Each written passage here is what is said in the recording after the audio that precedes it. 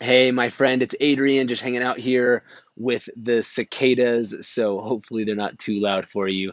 But I wanted to spend a couple minutes talking tonight about just what an amazing week it's been and just a phenomenal set of occurrences, one after another, that I think nothing ever happens by mistake. But something that came up on Monday in particular was really inspiring to me, and I wanted to share it with you because I hope it's valuable for you too. And the topic is, what does it look like to become your best you?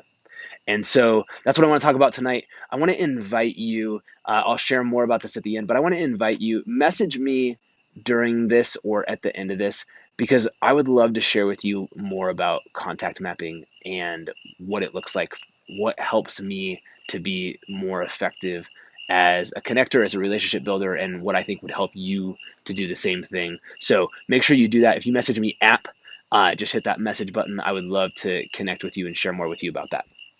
But I want to tell you this story about a conversation that came up on Monday. So every Monday, as part of our premium version of contact mapping, we have some amazing outside trainers. Sometimes our team does it. Sometimes we bring people in from the outside, world-class people, to train our community. And this last Monday, we brought in a guy named Paul Blanchard, who is the president of Habit Finder.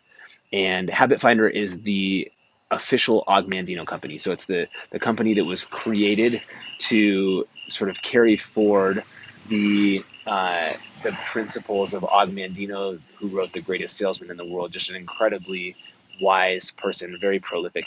And Habit Finder is this amazing company. And so Paul came in and we really connect, we really vibe at a values level, but everything they do, it's all about how to help people to create greater results, to form better habits, to really tap into who they are and who they can become.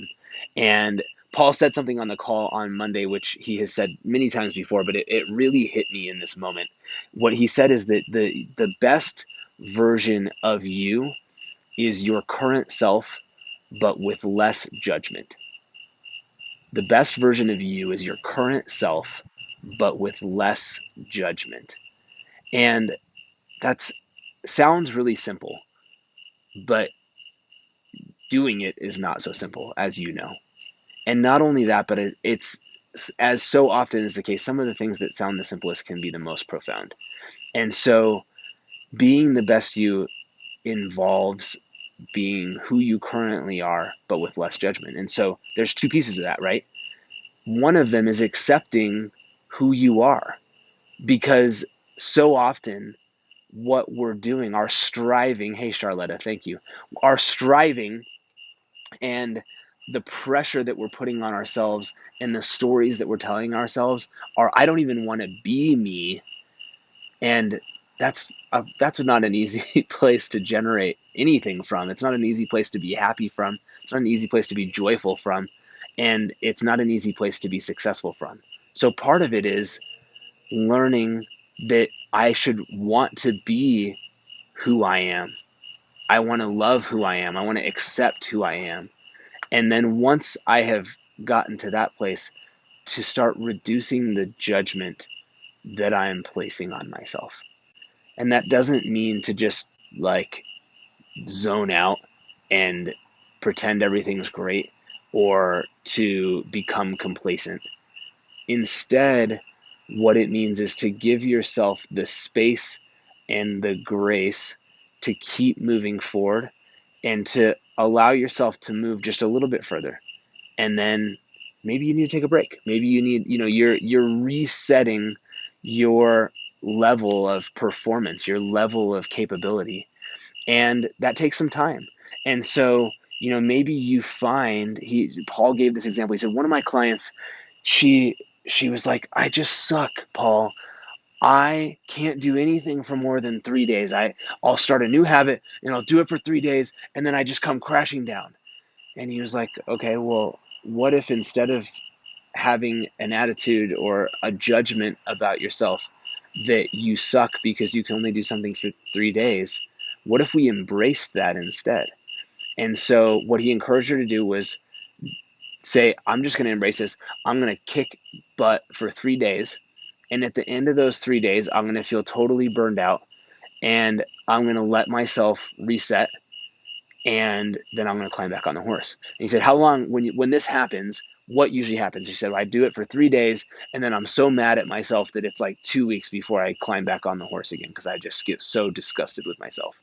He said, okay, well, let's pretend that nobody can do anything for more than 3 days, and let's just assume 3 days is like that's what people do. And so do it for 3 days, and then take a break, and don't be mad at yourself, and celebrate the fact that you had a great 3 days. And she did that, and instead of 2 weeks, it was 3 days off. That she, it took her 3 days to recuperate her energy, and then she had another great 3 days. And then the time off required went from 3 days down to 2 days, and from 2 days down to 1 day. And now this person has gotten into this rhythm where she's extremely productive. Extremely productive for 3 days, and then she takes a day off, and then she's extremely productive for another 3 days, and then takes a day off, which sounds an awful like a normal work week, just divided up a little different than somebody else. And so the essence was in giving up that judgment about that it's supposed to be a certain way, or that because somebody else seems to have it all together or can do it a different way or whatever, that's how I should be able to do it. And to give up that story, to give up that judgment, to say, I like me, and how I am is okay, and I'm going to embrace that, and then try to get a little better. And then I'm going to embrace what that looks like, and I'm going to try to get a little better. And over time, suddenly you get a lot better. And inside of that conversation, he also talked about the difference between consistency and constancy. And so consistency is a word that gets talked about a lot. It's a word that should get talked about a lot because it's really important. But I think a lot of times when we say consistency, we think consistency must mean constancy. It must mean that I do it every day or every hour of every day or whatever that is. And for certain things, that's just not true. And for certain people, every single day might just not be that might not be the gold standard of how to have an excellent habit for your style of being. Maybe it's 3 days on and 1 day off, like this lady in the example. And wouldn't that be great if, compared to you doing it for 2 days and then not doing it for months like it is right now, if you did it 3 days on and then 1 day off, and then 3 days on and then 1 day off, and then 3 days on and then 1 day off? That would actually be pretty dang good. And so consistency and constancy are not the same thing. And learning to embrace this concept that the best you is the one that is just like the current you, but with less judgment. I think that's a beautiful thing. And so we work a lot with clients and a lot with customers who are trying to work on leveraging the power of their relationships. And this stuff comes up all the time. This is why Paul and I hit it off in such a big way, is because we're helping people to do that with their relationships. We're helping people to do that with their follow-up. We're helping people to do that with their conversations. And all this stuff comes up, right? All this crap about what you believe about yourself and your value, what you believe about your habits, what you believe about whether people value you, all that stuff, it all comes up. And what I would say to you is that the best you is the current you with less judgment. The best you is the you that plugs into tools and systems that support you in becoming who you want to be. The best you is the you that is surrounding yourself with people who are going to support you and love you and encourage you and let you be who you are, let you be messy, let you be, wherever you're at in your journey. And we are not perfect at contact mapping, but I'm pretty proud of the fact that we do that pretty well.